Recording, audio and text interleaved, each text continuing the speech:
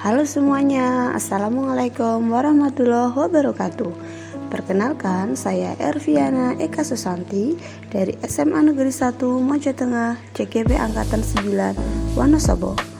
Pada kesempatan kali ini, saya akan memaparkan tentang modul 1.1A8, koneksi antar materi. Berikut adalah kesimpulan dan refleksi dari modul 1.1. Yang pertama, mari kita nanti akan memulai dengan mengenal Ki Hajar Dewantara. Yang kedua, semboyan Ki Hajar Dewantara. Yang ketiga, kesimpulan dan pemikiran Ki Hajar Dewantara menurut saya. Yang keempat, pemikiran kita sebelum mempelajari modul 1.1. Yang kelima, refleksi pengetahuan baru setelah mempelajari modul 1.1. Yang keenam adalah konstruksi pembelajaran di kelas yang akan diterapkan setelah mempelajari modul 1.1. Mari kita mengenal sosok Ki Hajar Dewantara.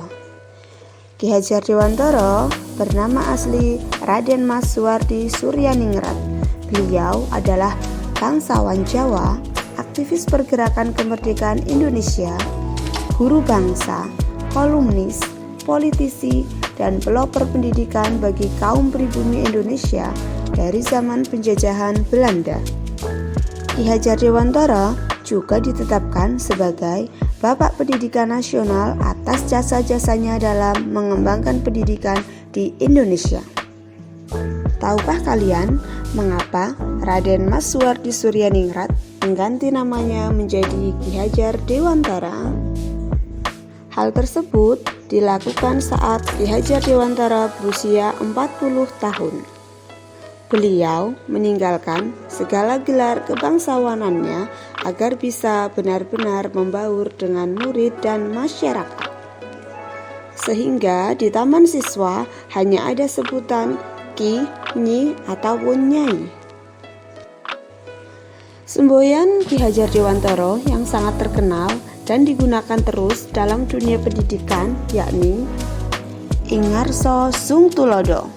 Yang kedua, Ing Madya Bangun Karso, dan yang terakhir adalah Tutwuri Handayani.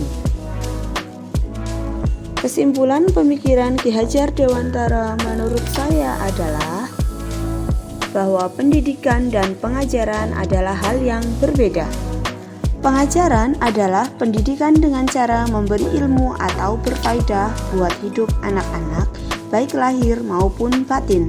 Sedangkan pendidikan adalah menuntun segala kodrat yang ada pada anak-anak agar mereka dapat mencapai keselamatan dan kebahagiaan yang setinggi-tingginya, baik sebagai manusia maupun anggota masyarakat.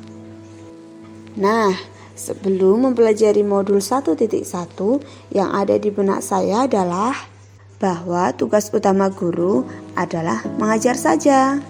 Yang kedua, bahwa guru harus menjadi pusat pembelajaran. Yang ketiga, bahwa kelas yang tenang adalah kelas yang berhasil. Dan yang terakhir, murid tuntas jika nilainya di atas KKM. Setelah mendapat materi di modul 1.1, ternyata tugas guru adalah mendidik dan menuntun murid, bukan hanya sekedar mengajar saja.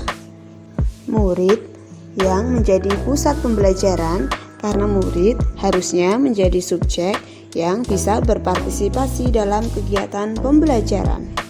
Pembelajaran harusnya menyenangkan, terdapat ice breaking, memasukkan permainan dalam pembelajaran. Murid bisa belajar dengan nyaman dan bahagia tanpa tekanan. Dan yang terakhir, penilaiannya harus dilakukan secara menyeluruh, bahwa menilai tidak hanya dari nilai kognitif seperti penilaian harian saja, tapi juga dari kesehariannya, penilaian afektif, kemampuan psikomotor, ataupun budi pekertinya.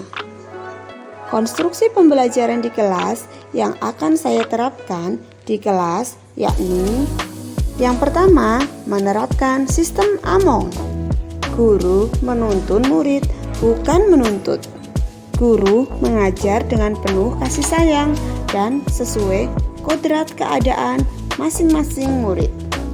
Yang kedua adalah menerapkan student center, yakni belajar sesuai kebutuhan dan minat anak. Yang ketiga, menerapkan pembelajaran interaktif, yakni melibatkan murid secara aktif dalam kegiatan pembelajaran. Yang terakhir adalah melakukan penilaian secara holistik. Penilaian harian tidak menjadi patokan ketuntasan siswa, namun penilaian dilakukan secara menyeluruh. Demikian pemaparan dari saya. Sekian dan terima kasih. Salam dan bahagia.